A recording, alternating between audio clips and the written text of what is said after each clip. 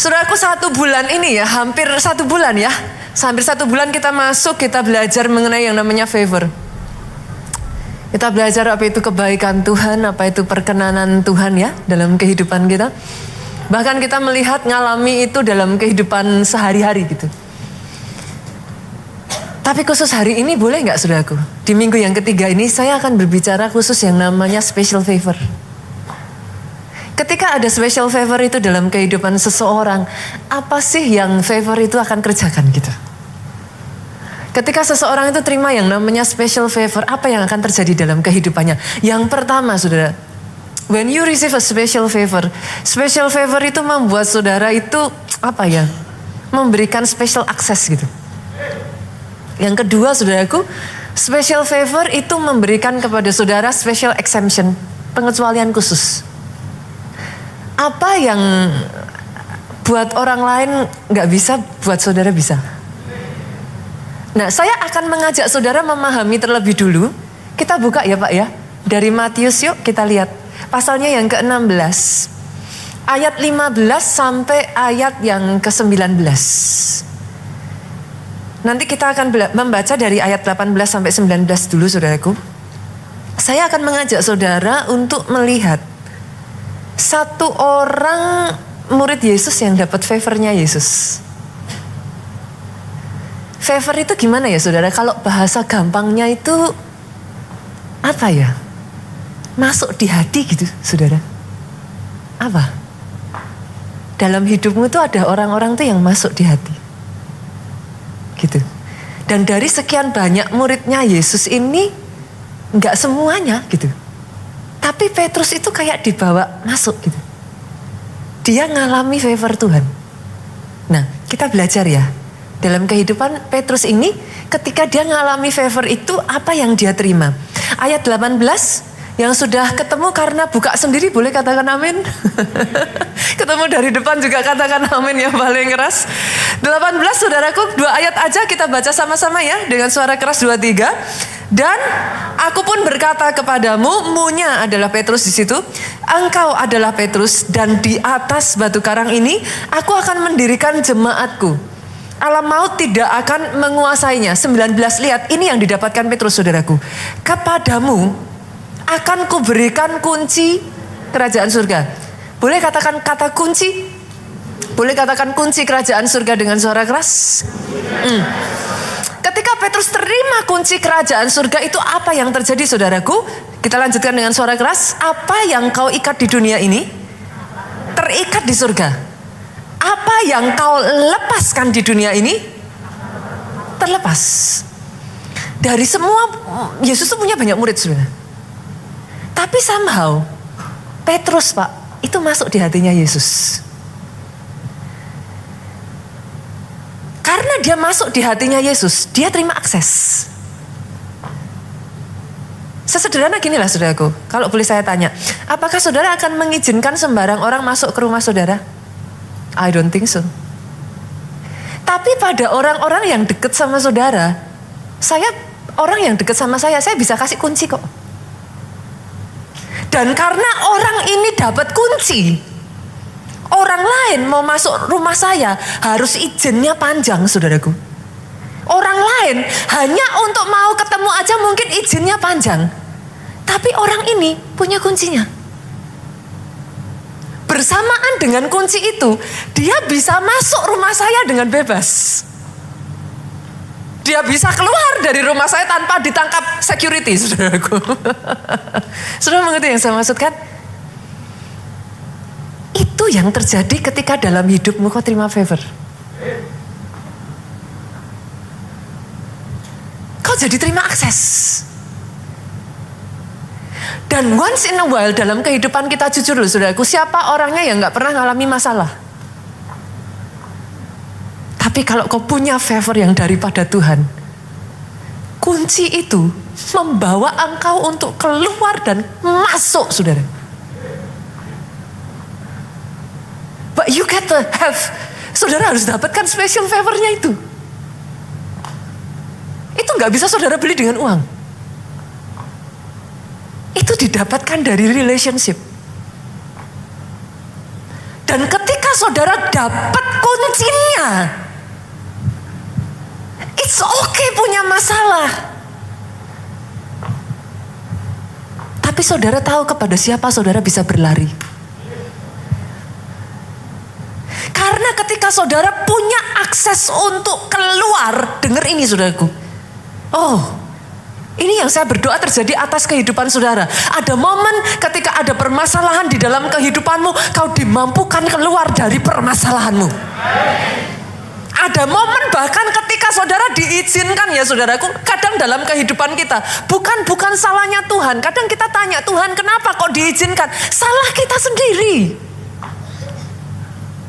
Pak, many times kitanya loh yang main api,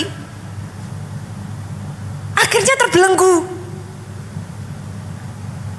Terbelenggu apa saudaraku? Berapa banyak orang tuh terbelenggu obat-obatan, berapa banyak orang terbelenggu pornografi. Oh nggak usah angkat tangan saudaraku, but if that's you, saya berdoa ya atas kehidupan saudara ya. Hidup yang paling tidak enak adalah hidup dalam belenggu.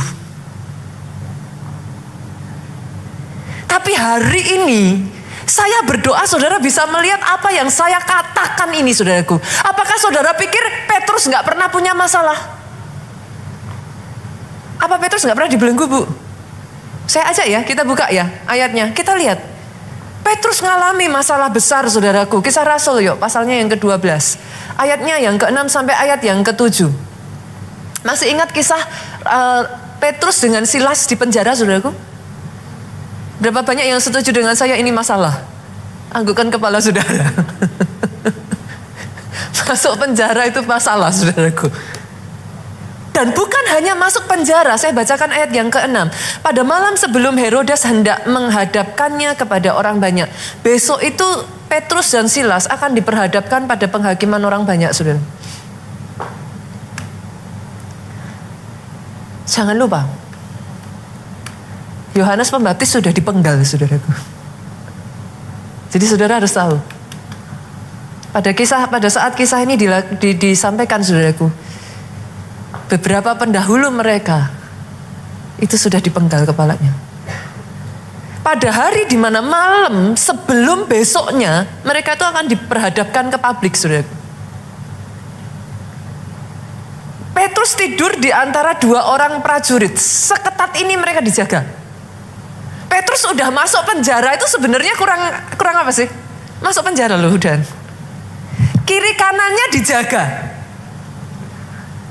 Bukan hanya itu Pak, kiri kanannya dijaga. Petrusnya sendiri terbelenggu dengan 2 rantai. Masih kurang apa lagi saudaraku? Dia di penjara, dalam kurungan, dibelenggu 2 rantai double. Kanan kiri taruh prajurit. Belum puas saudaraku, di depannya prajurit pengawal berkawal di muka pintu. Pastor, apa yang dimaksudkan? Dengan kata lain ini yang saya mau katakan saudaraku. Akan ada situasi tertentu dalam kehidupanmu, saudara itu deadlock. Saudara cari jalan di depan buntu, kanan buntu, kiri buntu, belakang buntu, saudara gak punya jalan keluar. Deadlock. Petrus ini sudah ada di titik di mana dia tuh dirantai double, semuanya dijaga, depan jaga, dalam jaga, saudara. Deadlock. Doa saya, if that's your situation ya saudaraku, dengar ini, dapatkan favor yang daripada Tuhan.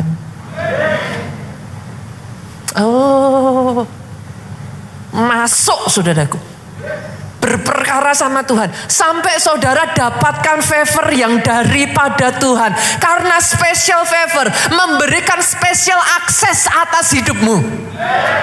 Kunci itu akan memungkinkan saudara untuk menerobos belenggu. Ada satu kesaksian, kemarin baru aja disaksikan waktu kami ada meeting dengan divisi saudaraku. Pak Yosi itu bersaksi, salah satu SG kita ya. Bersaksi saudara. Beberapa waktu yang lalu ada salah satu orang di gereja kita minta didoakan. Sudah deadlock saudaraku. Hutangnya besar sekali, miliaran. Secara manusia udah gak bisa. Dia minta didoakan karena dia sadar dia sudah gak bisa apa-apa lagi. Dia tidak bisa mengusahakan apa-apa lagi saudara. Itu sudah deadlock. Tiba-tiba dari saat didoakan itu Tuhan berikan satu rema kepada Pak Yosi, disampaikan saudara. Apa yang tidak timbul dari hati, tidak pernah didengar telinga, bahkan tidak timbul dari pikiran saudaraku, Tuhan berikan. Orang ini terima dan tangkap itu. Dia tangkap itu, dia pegang, dia katakan amin. Gak berapa lama kemudian orang ini datang lagi ke Pak Yosi cerita. Pak Yosi kaget, kenapa? Karena ceritanya nangis-nangis. Dipikir, waduh Pak, nangis-nangis gitu. Waduh gimana nih, masalahnya udah selesai atau belum, kok nangis-nangis gitu. Tapi ternyata dia nangis-nangis, kenapa saudaraku? Entah bagaimana caranya, Tuhan datangkan dan gerakkan satu orang yang sudah lama tidak pernah ketemu sama dia. Telepon, speak. Dengan cara yang ajaib, hutangnya lunas total saudaraku. Oh kalau mau tepuk tangan, Soho Capital, tepuk tangannya lebih meriah lagi buat Yesus Tuhan kita. Mujizat masih terjadi. Izinkan saya berkata ini saudaraku, dapatkan special favor yang daripada Tuhan. Karena dia bukan hanya membawa saudara keluar dari belenggu, dia memampukan saudara masuk di tempat yang saudara belum bisa masuk sebelumnya. Ada orang-orang di sini ya saudaraku, saya tuh tahu. Saudara ngomong dalam hatimu, Pastor, destiniku tuh nggak sampai di sini. Tapi aku nggak tahu gimana caranya mau masuk tuh kayak susahnya minta ampun. Sudah kayak di ujung gitu, fail. Saya kayak sudah ini tapi gagal lagi. Saya itu belajar satu hal dalam kehidupan saya ya saudara. Di setiap langkah saya mau masuk ke satu tempat baru ya saudara. Bolehkah saya katakan ini? Saya memegang satu hal ini saudara. Sia-sialah orang membangun rumah kalau bukan Tuhan yang membangunnya. Sia-sialah pengawal sekalipun berjaga-jaga kalau bukan Tuhan yang menjaganya. Saya tuh ingat saudaraku. Pada saat kami ditugaskan untuk masuk Jakarta, ini ada Pak Nehemia juga. Jakarta ini tuh sudah tutup, sudah. Gereja kita tuh sudah berjuang di sini dan it's close already. Pada saat kami datang ke Jakarta, dikumpulkan itu tinggal 5 orang, saudaraku.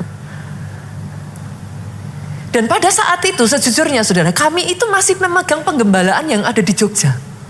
It's not easy. Pastor Joe pada saat itu memanggil saya dan dia katakan, kita bagi tugas. Kamu stay di Jakarta. Pak Joe yang banyak bolak-balik ke Jogja, saudara. Wah, momen itu ya saudara. Saya tuh sadar satu hal dalam hidup saya. Saya tuh gak pernah berani, saudara. Saudara tahu apa yang saya lakukan? Saya gak cari strategi manusia. Saya gak ketemu si A, si B, si C, si D, si E. Saya tersungkur, saya jengking di hadapan Tuhan. Malam itu saya berseru-seru. Di depan saya itu satu gambaran ya saudara. Kayak saya pegang kakinya Tuhan itu, saya ngomong sama Tuhan, aku tidak akan lepaskan. Sampai aku dapat favor yang daripada Tuhan. Itu saya merendahkan diri, saya sujud di hadapan Tuhan. Karena saya sadar saudara. Kalau saudara gak dapat kuncinya, masuk pun sia-sia. Pegang hal ini saudara. Orang yang mendapat special favor yang daripada Tuhan dalam kehidupannya selalu saja saudara, engkau bisa melihat jejak demi jejak demi jejak. Orang akan mengatakan kepada saudara, how can it be? Itu saya tersungkur, saya berjam-jam semalaman suntuk, saya gak berhenti berdoa saudara. Saya nangis di hadapan Tuhan, saya katakan sama Tuhan, saya tidak akan pergi sampai saya dapatkan jawaban saya. Oh, itu saya berseru-seru saudaraku. Masalahnya banyak orang di tempat ini ya, saudara tidak tahu bagaimana cara saudara berperang dengan doa saudara. Saudara tidak tahu bagaimana cara saudara menggunakan doa itu menjadi pintu masuk akses atas kehidupan saudara. Banyak saudara menganggap doa itu kayak sia-sia. Pastor ngapain toh? Doa sampai 1 jam tuh ngapain toh? Saya 5 menit aja udah habis tuh pastor. Saya sebut dari kakek nenek, siapa-siapa, 10 menit maksimal pastor. Pastor 1 jam ngapain, 2 jam ngapain, 3 jam ngapain, semalaman itu pastor ngapain. Tapi dengar ya saudara, begitu saya tahu saya terima favor, malam itu saya berseru sama Tuhan. Tiba-tiba saya bisa dengar suara, Nita, berani enggak puasa 100 hari? Itu saya baru berdoa untuk Jogja, saudara. Berani enggak puasa 100 hari? Saya katakan ke Tuhan, saudara, jangankan 100 hari, Tuhan minta saya berapapun, saya lakukan, tepati janjimu Tuhan.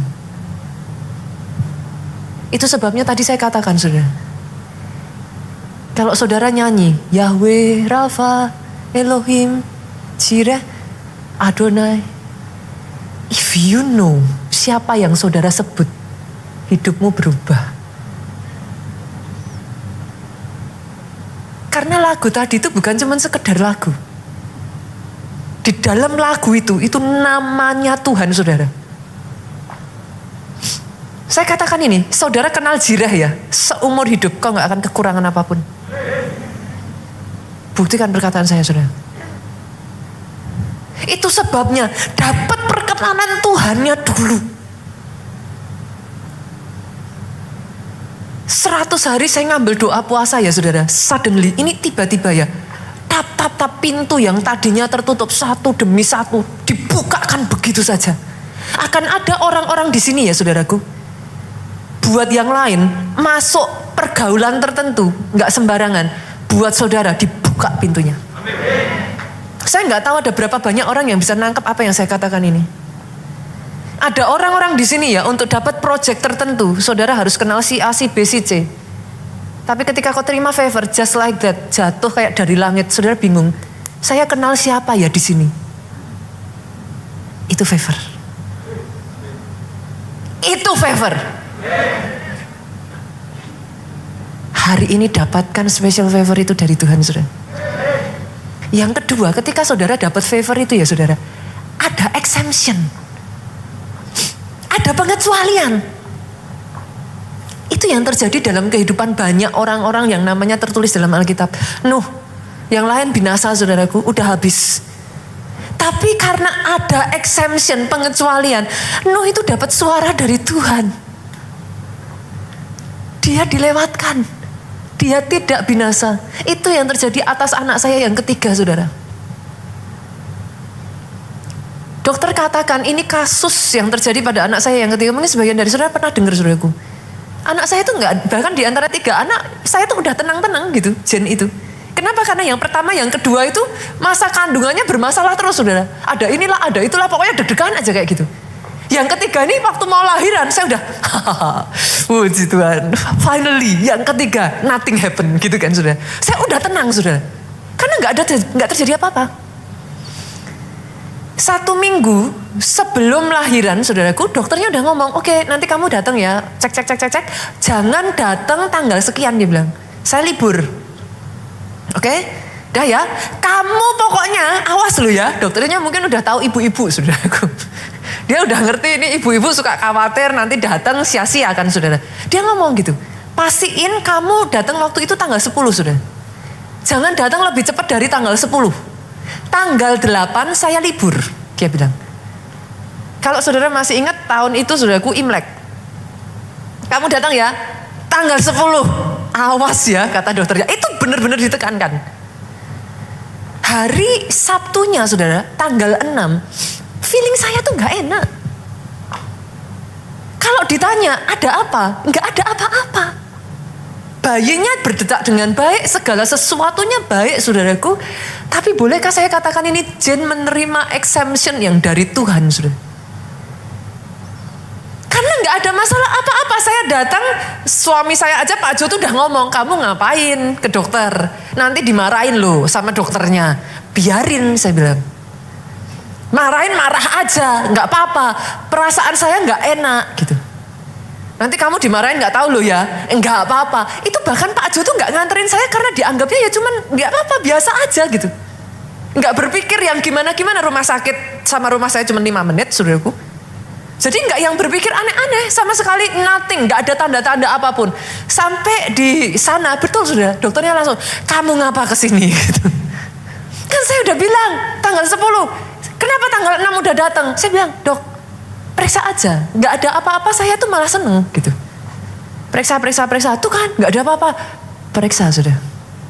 Air ketuban saya sudah habis sudah. Tidak bocor, saya anak ketiga sudah, masa nggak tahu yang namanya bocor? Tahulah, rembes apa, tahulah. Saya anak ketiga, saudara.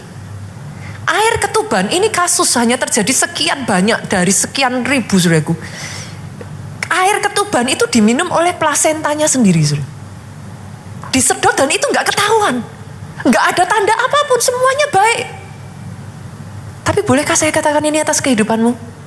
Orang lain binasa, saudara. Tapi somehow entah bagaimana, engkau mendapat petunjuk yang dari Tuhan, engkau tahu apa yang harus kau lakukan. Dan ketika kau belajar taat, engkau berjalan bersama Tuhan, berjalan bersama dengan favor itu, engkau diselamatkan, engkau diluputkan. Ada exemption yang Tuhan berikan atas hidupmu. Oh, kalau mau tepuk tangannya yang paling meriah buat Yesus Tuhan kita. Terima special favor. Karena kita tuh terbatas, saudara. Kaleb, Yosua, sama. Bangsa Israel kadang ya dalam kehidupan kita ini ya, saudaraku. Mungkin itu bukan salahnya kita. Saya kalau jadi Kaleb sama Yosua loh, Pak. Apa nggak marah? Gara-gara satu bangsa loh. Destininya mereka terhambat 40 tahun loh, saudaraku. Saya nggak bisa bayangkan itu. Ada sebagian dari saudara yang saudara mungkin menyalahkan. Because someone else make a mistake. Destinimu terpotong. Because someone else do something wrong to you. Seolah-olah destinimu putus. Ada di sini yang kalau alami seperti itu. Izinkan saya mengatakan kalau toh itu yang terjadi ya saudaraku. Oh, dengarkan ini saudara. Oh, doa saya ya saudara, diberikan kekuatan untuk mempercayai Tuhan melebihi segalanya, bahkan melebihi situasi, keadaan apa yang ada di depan mata saudara. Berani untuk memegang dan percaya God is in control. Tuhan pegang kendali saudaraku. Orang lain boleh menggagalkan destiny saudara. 40 tahun Yosua, Kaleb harus berputar-putar. They did nothing wrong. It's just because orang Israel lebih mendengarkan 8 mata-mata daripada mereka gitu. Terus salah mereka apa? Mereka gak kurang-kurang menjelaskan. Mereka mempertahankan iman mereka. Tidak semua masalah timbul karena engkau yang salah. Yang mengerti katakan amin. Yang mengerti aminnya yang lebih keras. Tidak semua masalah muncul because of you. Tetapi karena Tuhan mau memproses engkau. Mempersiapkan engkau, menjadikan engkau, menata segala sesuatu di sekitarmu. Kenapa? Justru di bawah kepemimpinan Yosua, saudaraku, bangsa Israel masuk tanah perjanjian. Mereka melihat apa yang terjadi pada leluhurnya dan mereka berkata, Yosua, apabila dia yang tidak mengikut engkau, apabila yang tidak taat kepada engkau, mati mereka. Karena pendahulunya sudah terjadi, saudaraku. Bangsa Israel lebih mendengarkan 8 pengintai daripada yang 2. Sekarang mereka ngomong sama Yosua, sudah gak usah ngutus banyak pengintai, utus 2 aja. Saudara bisa melihat? Things happen for a reason. Pada saat terjadi kita mungkin tidak mengerti. Pada saat terjadi kita marah. Pada saat terjadi kita salahkan Tuhan. Pada saat terjadi kita tidak bisa melihat. Tapi orang yang terima special favor yang daripada Tuhan, dengar ini saudaraku, diizinkan terjadi pun. Lihat bilangan pasalnya yang ke-14 ayat 30 ngomong gini saudara. Bahwasanya kamu tidak akan masuk ke negeri yang dengan mengangkat sumpah telah kujanjikan akan kuberikan kepada kamu. Tuhan ngomong. Musa aja gak masuk saudara. So sad ya saudaraku. Para pemimpin, halo. Orang tua, halo. Jangan karena orang lain membuat saudara tidak bisa masuk ya. Boleh gak saya katakan ini? Jangan orang lain melakukan kesalahan kepada saudara, tapi menggagalkan rencana Tuhan atas hidupmu. Hati-hati saudara. Musa itu sampai gak bisa masuk tanah perjanjian loh saudaraku. Saking marah bu. Dia sudah gitu. Ya gak bisa disalahkan emang. Bangsa Israel tuh udah gitu. Gemesin gitu.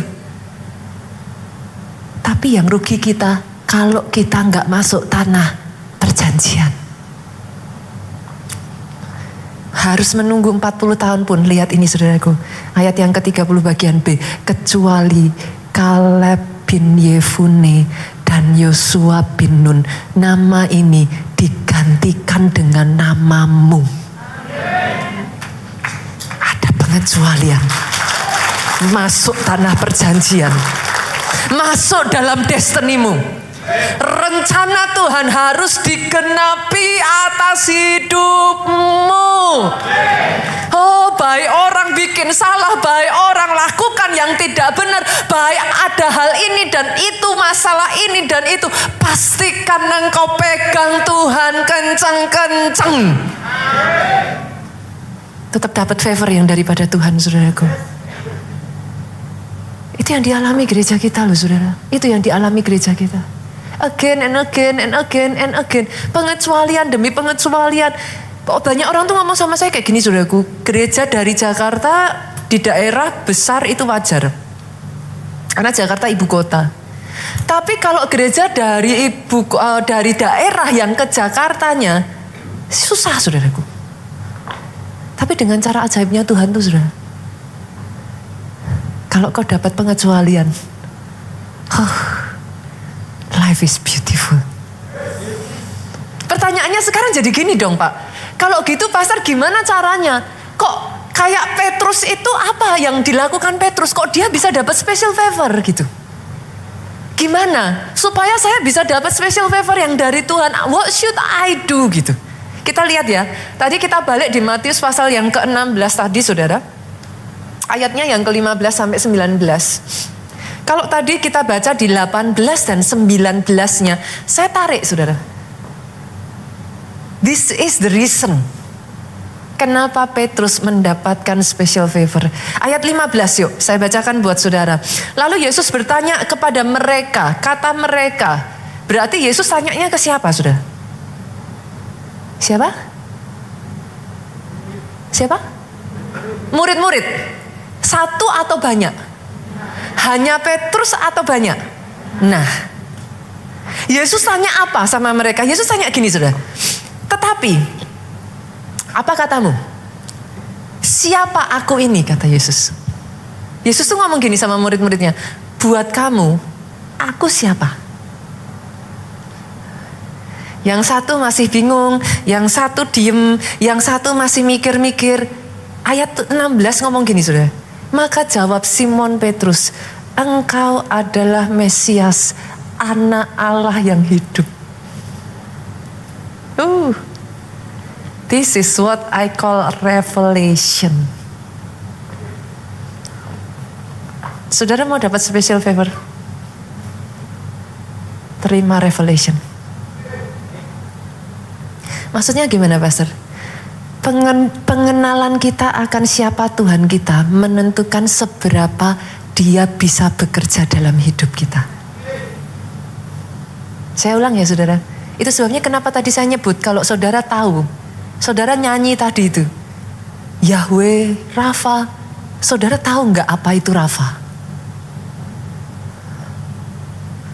Kalau saudara tahu Rafa, dia Allah yang menyembuhkan atas kehidupanmu. Dia dokter di atas segala dokter. Kau kalau mau tepuk tangan, come on, Soho Capital. Kenali, dapatkan revelation-nya. Buat Petrus, Yesus itu bukan sekedar nabi. Buat Petrus, Yesus itu bukan hanya sekedar guru, Pak. Ketika Petrus menjawab, engkau Mesias, anak Allah yang hidup, tidak heran dia dapat kunci apa yang terikat di bumi, terikat di surga. Yang bisa ngasih itu cuman yang empunya surga kok. The moment Petrus ngomong, engkau Mesias, anak Allah yang hidup. Oh, itu Yesus langsung kaget saudaraku.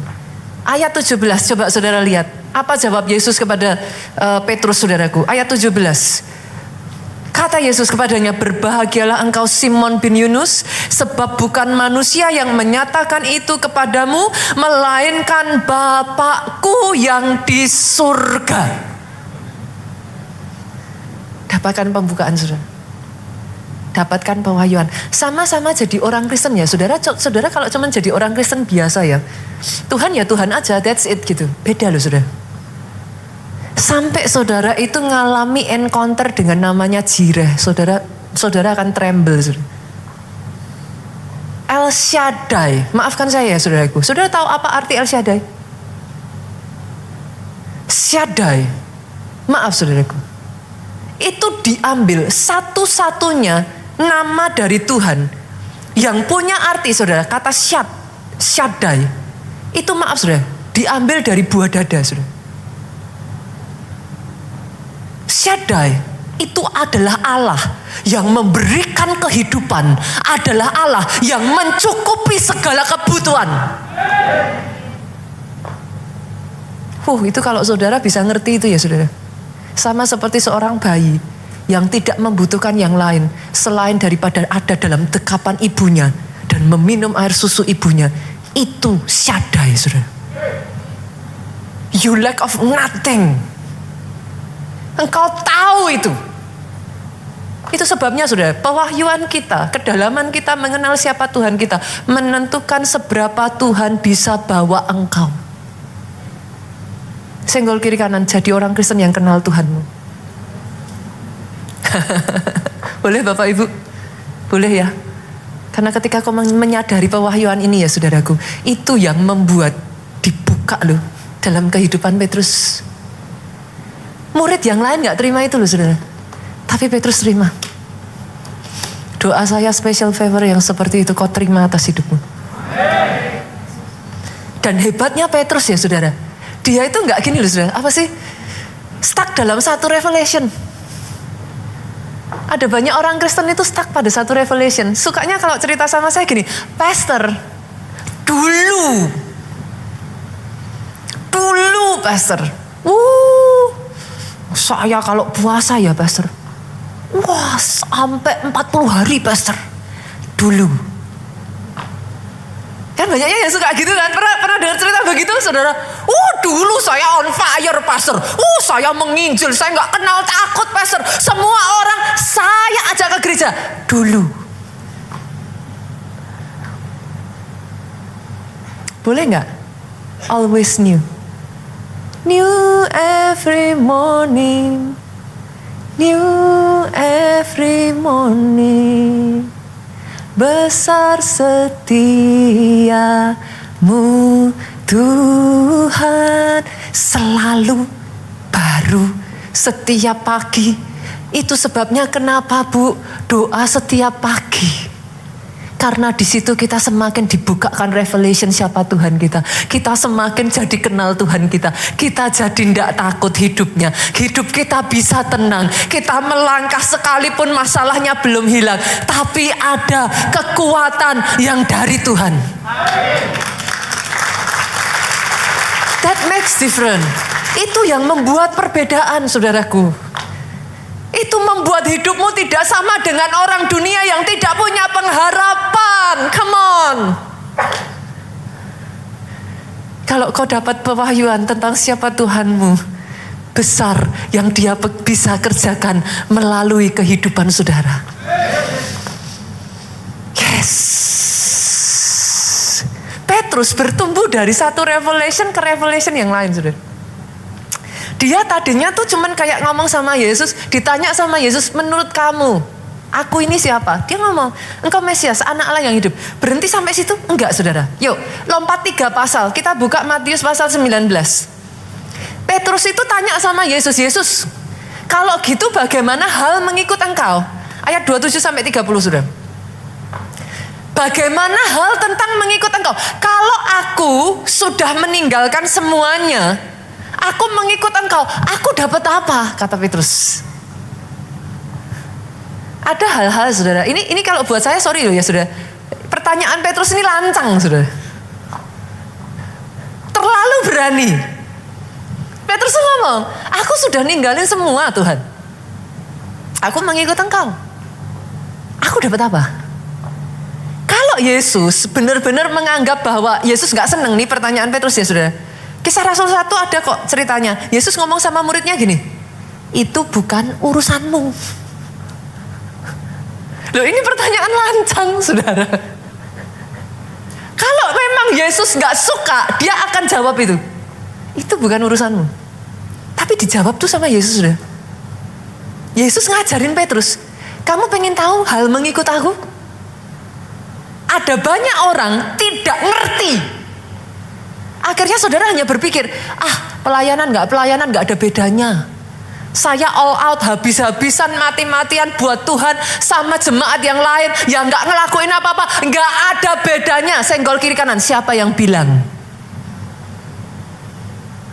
Mana ayatnya? Come on. Buat orang yang sungguh-sungguh di dalam hidupnya habis-habisan meninggalkan segalanya mengikut aku. Lihat ayat ini saudaraku. Saya bukakan buat saudara. Matius, yuk. Pasalnya yang ke-19, ayatnya yang ke-28, Yesus ngomong gini, aku berkata kepadamu sesungguhnya pada waktu penciptaan kembali kerajaan 1000 tahun sudah. Apabila anak manusia bersemayam di tahta kemuliaannya, kamu yang telah mengikut aku akan duduk juga di atas 12 tahta untuk menghakimi ke-12 suku Israel. Sebagian dari saudara-saudara ngomong gini, masa sih pastor? Kok keren ya pastor? Senggol kiri kanan makanya Alkitab dibaca. Yesus gak berhenti sampai di situ. Itu kalau Yesus menganggap apa pertanyaan Petrus ini ya, udah Petrus ikut aku, meninggalkan segalanya. Udah, ya sudah, lakukan dengan sukacita aja. Kamu sudah tahu aja itu urusanku, kamu gak perlu tahu. Itu kalau Yesus gak mau ngomong sudah. Tapi ayat ini Yesus tuh jawab Petrus, kalau engkau mengikut aku sedemikian rupa, ayat 29 sudah. Setiap orang yang karena namaku meninggalkan rumahnya, saudaranya laki-laki, saudaranya perempuan, bapak atau ibunya, anak-anak atau ladangnya, akan menerima kembali 100 kali lipat dan memperoleh hidup kekal. Pastor buat apa? Buat apa pastor mengatakan ini semua? Ibrani 11 ayat 6. Tidak ada satu orang pun yang bisa berkenan kepada Tuhan tanpa iman. Saudara harus punya iman untuk dapat pengharapan, saudara. Kalau saudara nggak punya pengharapan, saudara tidak akan bekerja keras. Saudara tidak akan berjuang. Ngadepin masalah, udah nggak usah pelayanan lagi. Buat apa? Dapat apa? Nah, dapatnya itu, saudara. Dilepas nggak? Sih, gak main-main loh saudara. Mau saudara lepas? Ketika masalah terjadi mau saudara lepas? Gesekan satu dengan yang lain saudara lepas? Kalau saudara tahu, saudara akan berjuang sampai titik darah terakhir. Ibrani 11 ayat 6 ngomong gini, boleh dimunculkan multimedia, yuk kita lihat yuk. Ibrani 11 ayatnya yang ke-6, yuk. Ada? Gak ada? Oke. Saya bacakan aja. Come on saudaraku, saya bacakan ya saudaraku. Tetapi tanpa iman tidak mungkin orang berkenan kepada Allah. Dengar ini. Sebab barang siapa berpaling kepada Allah, ketika saudara terima Yesus sebagai Tuhan dan Juru Selamat, saudara berpaling kepada Allah. Ia harus percaya bahwa Allah ada dan bahwa Allah memberi upah kepada orang yang sungguh-sungguh mencari Dia. Ada upah. Oh, saudara berjuang, saudara disalah mengerti, saudara difitnah, saudara gesekan, ada upah menanti. Jangan dilepaskan semudah itu, saudara. Grow, mengikut Yesus itu ya sudah grow, bertumbuh. Satu revelation demi revelation berikutnya. Awal mula boleh. Bahasa saya itu apa ya saudara? Mengikut Yesus dengan sukarela. Maksudnya gimana Pastor? Buka ayatnya aja ya. Maksudnya gimana? Yuk kita lihat 2 Korintus saudara, pasalnya yang ke-6 ayatnya yang ke-7. Hendaklah masing-masing memberikan menurut kerelaan hatinya. Jadi kalau saudara melakukan sesuatu, lakukan dengan kerelaan hati. Jangan dengan sedih atau karena paksaan. Sebab Allah itu mengasihi orang yang memberi dengan sukacita. Pertama kali kita mengikut Kristus Pak, itu namanya adalah sukarela. Sukarela itu gimana? Ya saya ke gereja sukarela Pastor. Kalau enggak hujan, kalau enggak ada halangan, ya saya ke gereja. Tapi kalau sampai ada halangan, ya mau gimana lagi tuh Pastor, saya enggak ke gereja. Itu sukarela saudara. Yang mengerti katakan amin. Yang merasa bahwa itu saudara jangan katakan amin. Kepengikutan kita, loh Pastor berarti kalau gitu boleh. Loh bukan masalah boleh gak boleh. Saudara kalau lahir bayi owek-owek, saya tanya, apa ada lahir bayi owek-owek saudaraku hanya bisa uget-uget-uget, saudara bilang ayo kamu harus jalan gitu? Ada? Awas kamu gak bisa jalan gitu? Ada saudaraku? Lah kan ya gak begitu. Tuhan ngomong, asal kamu lakuin dengan sukarela, itu sudah menyenangkan hatinya Tuhan kok. Berarti boleh Pastor. Saya sudah bisa melihat wajah-wajah di sini saudara. Loh, ya oke, kita lihat dulu saudaraku. Sukarela itu gimana lagi? Disuruh bersaksi saudara. Ya sukarela saudara. Ya kalau enggak sungkan saya bersaksi Pastor. Tapi nanti kalau sungkan ya Pastor yang bersaksi. Namanya kan sukarela saudaraku. Saudara mengerti yang saya maksudkan? Disuruh melayani. Oke, Pastor mau melayani. Tapi ya pas waktunya ya Pastor ya. Kalau nanti ada kondangan.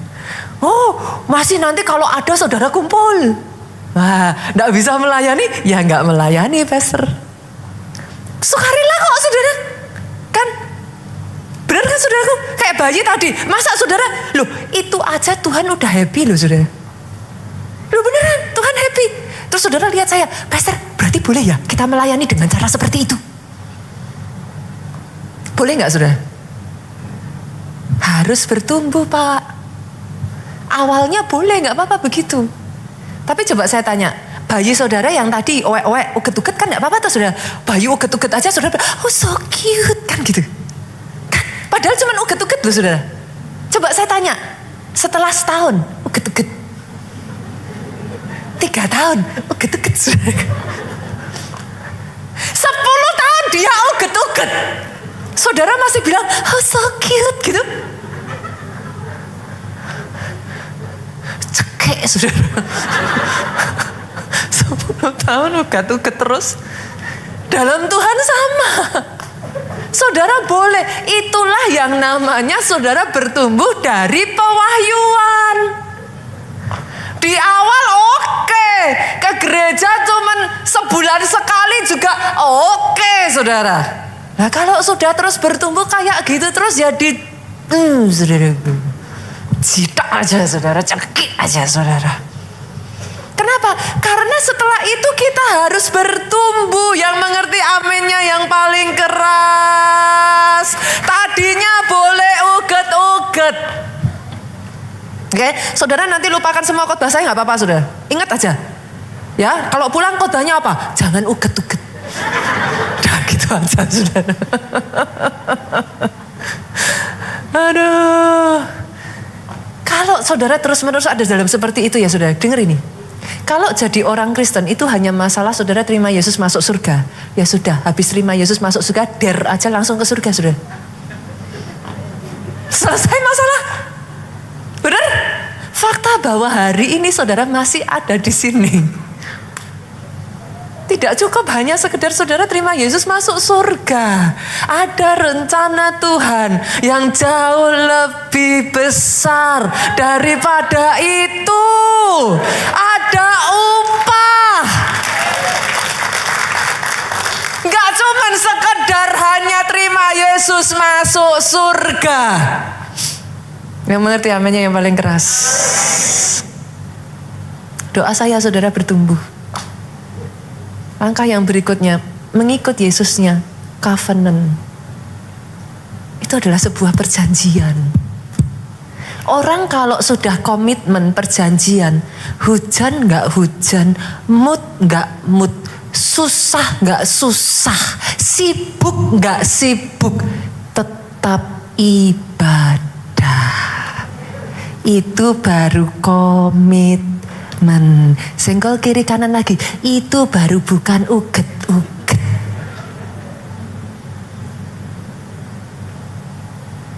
Pelayanan saudaraku mau disenggol, mau gesekan, disalah mengerti.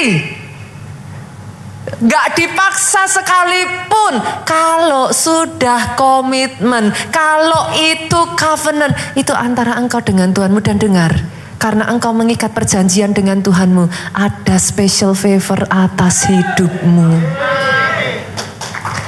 Oh, kalau mau tepuk tangan, yang paling ujung luar biasa tepuk tangannya, saudara. Buat saya ya saudara, buat orang lain mungkin pelayanan, khotbah. Ya kalau siap pastor. Ya kalau mood. Ya kalau baru mau. Kalau enggak ya enggak usah. Buat saya saudara, I make a deal with God. Mau saya muntah-muntah lah. Mau saya harus nangis darah lah. Waktunya saya khotbah. Saya khotbah. That is my deal with my God. Ada orang-orang di tempat ini ya, nanti saudara Tuhan akan tantang saudara untuk make a deal with him. Banyak orang itu gak ngerti terus ngomong gini saudara. Kayaknya biasa aja tuh. Apanya ya? Spesialnya di mananya ya? Yang orang tidak tahu, orang ini dia make a deal with her or his God. Berapa banyak dari saudara ya, kan ada di tempat ini ya, orang-orang yang saudara Tuhan akan tantang saudara. Tiap hari bangun jam 5 untuk saat teduh. Ini wajah-wajahnya saya udah lihat uget-ugetnya keluar.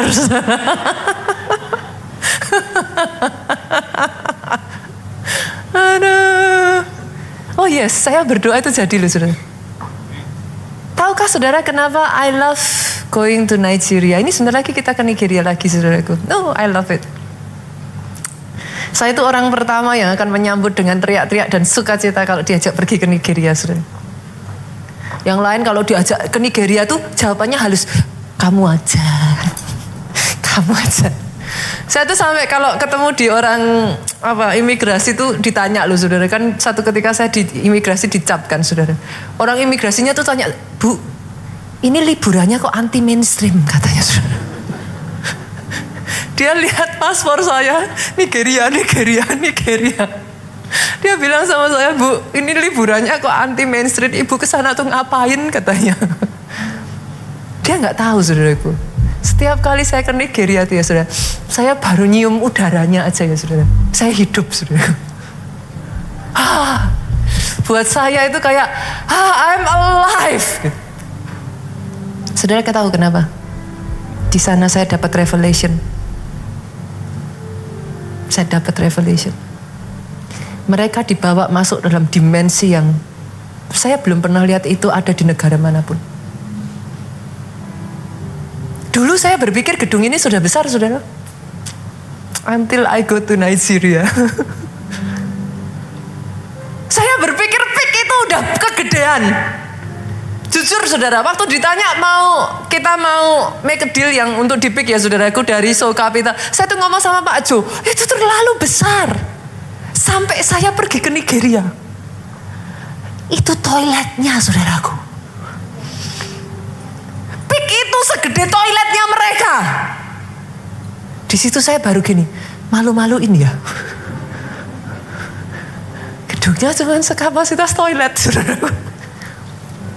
Disitulah saya belajar. Saya mengatakan pada diri saya sendiri, Nita, how dare you dream too little. beraninya saudara bermimpi terlalu kecil. Engkau punya Tuhan yang super besar. How dare you? Dari Nigeria saya belajar, saudara. Ruang doanya kapasitasnya 10.000, Bu. Disitulah saya belajar. Saya menghirup udara Nigeria itu, saya berkata, how more. Setiap kali saya mendengar cerita dari Nigeria, ya saudaraku, saya tuh selalu mengatakan seluruh sel-sel di tubuh saya itu kayak hidup gitu, saudaraku.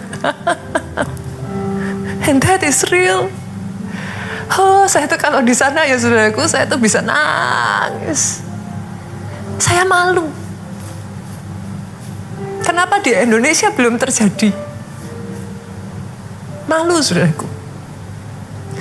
Mereka negara yang penduduknya tidak jauh beda dari Indonesia. 260 juta, Pak. Used to be like Indonesia. Sekarang mereka 60-40, saudara. Tuhan jamah begitu banyak orang bertobat. Banyak di antara mereka yang sungguh-sungguh untuk Tuhan, saudaraku. Setiap kali cerita kayak gitu, saya tuh orangnya tisu, saudaraku. That's why I love Nigeria so much. Di sana saya diajarkan bermimpi dan bermimpilah besar. Tuhanmu tidak pernah takut dengan mimpimu yang besar. Bahkan di sana saya belajar jangan bermimpi terlalu kecil. Malu-maluin Tuhan yang besar. Jangan cuma urusan dirimu sendiri mutar. Udah toh, ayo. Ayo jadi orang Kristen yang make a big impact. Do something different. Di Nigeria saya belajar itu. Saudara tahu di sini ngajak orang berdoa. Kecuali keluarga Allah ya saudaraku. Orang keluarga Allah itu kalau sampai KKR 10 hari ya. Jam 12 malam diusir aja gak pulang, saudara. Wah, kita sudah kena spiritnya Nigeria, saudaraku.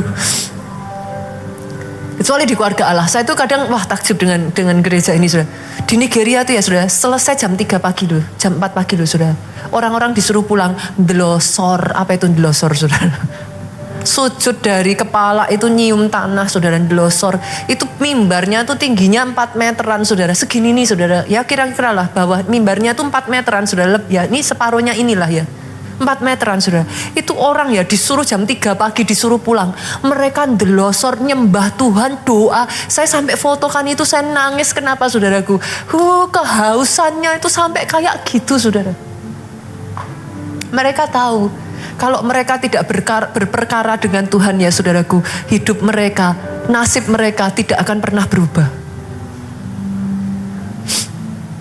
Seringkali di negara maju merasa sudah tidak butuh Tuhan. Indonesia, kita butuh Tuhan. Dapatkan pewahyuan demi pewahyuan demi pewahyuan demi pewahyuan yang membukakan. Jangan berhenti hanya pada satu pewahyuan. Saya tuh kadang bahkan bingung loh saudaraku, urusan persepuluhan aja dipermasalahkan, di titik mananya sih saudara? Saya jujur ya saudaraku, saya ngomong ya, jangankan persepuluhan, saya ngasih hidup saya sama Tuhan aja gak pernah habis loh, saya bisa balas kebaikan Tuhan.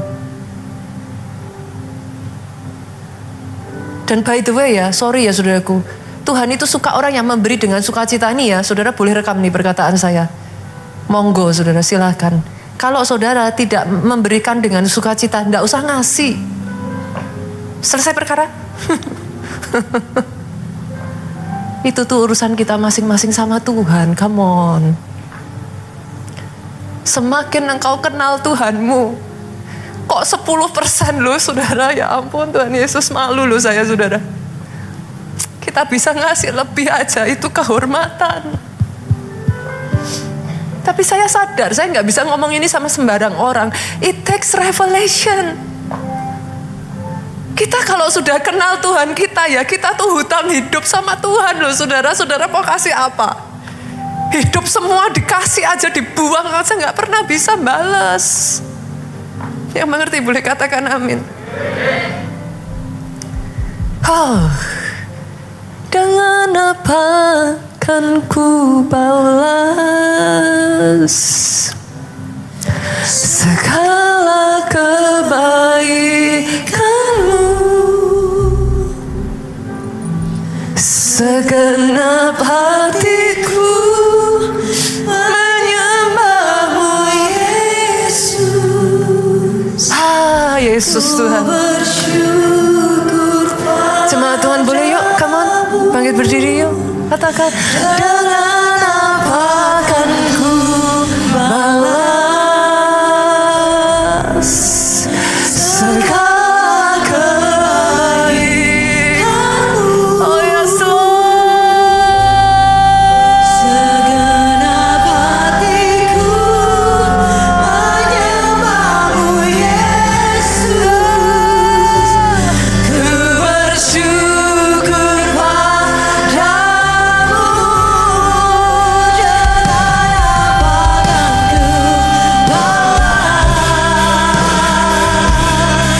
How can I do something for you, Lord?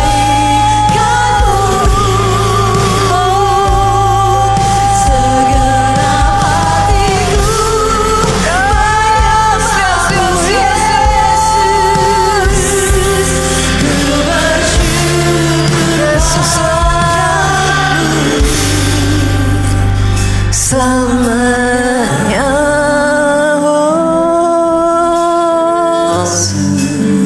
Come on, saudaraku, bertumbuh di dalam pengenalanmu akan Tuhanmu. Jangan berhenti pada satu pembukaan. Kenali Dia, saudaraku. Dia Tuhan yang so good. Bahkan di dalam keadaan kita ini gak layak loh saudara. Kita ini banyak bikin salah. Dia tetap merangkul engkau. Dia tidak pernah membuang engkau. Ketika kau berlari kepada Dia ya saudara. Oh, tangannya terbuka lebar. Dalam hidup ini saudara, tidak cukup hanya sekedar engkau menerima Yesus sebagai Tuhan dan Juru Selamat, tapi masuk di dalam misinya Tuhan. Ada rencananya yang jauh lebih besar. Oh,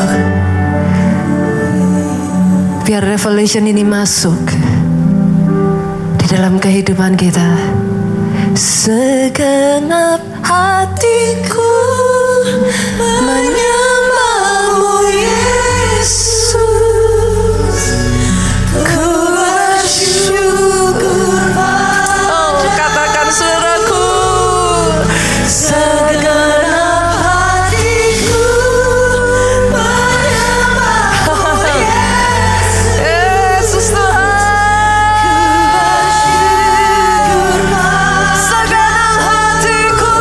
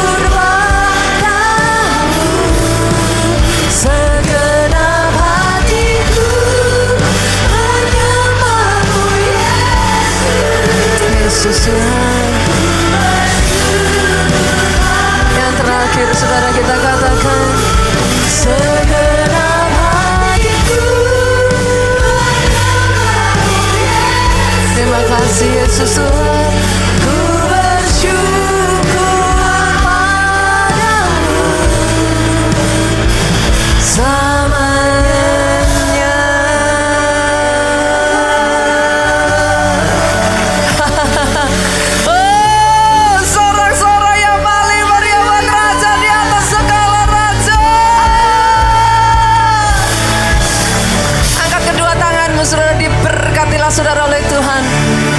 Diberkati keluargamu oleh Tuhan. Izinkan saya declare ini atas kehidupanmu, saudaraku. Sehat tubuhmu. Oh, baik jiwamu. Kuat rohmu.